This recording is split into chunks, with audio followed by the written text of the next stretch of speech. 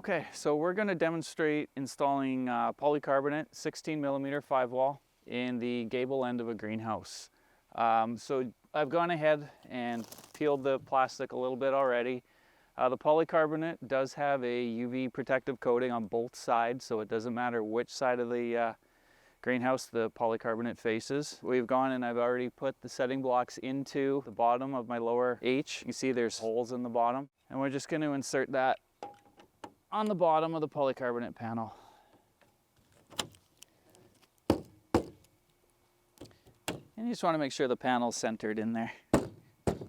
And then at the top of the panel, we have another H channel, no holes, but what you'll see is it's cut at an angle top and bottom to match the pitch of the greenhouse. You can just give your ends a little bit of a pinch to keep that from sliding off again.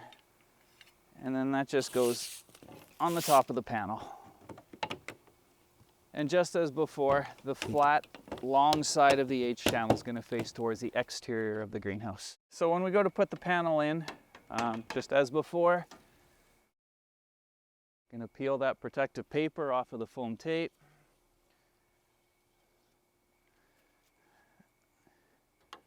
We can peel off the inside layer just to make sure it doesn't stick to the tape.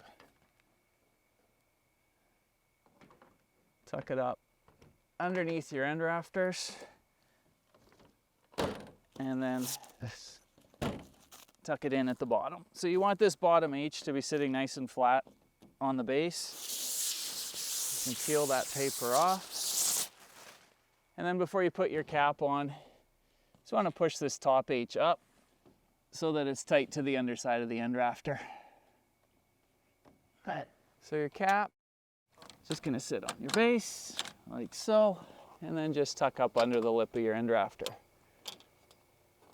As before, you just want to make sure that screw is into the screw spline of the bar.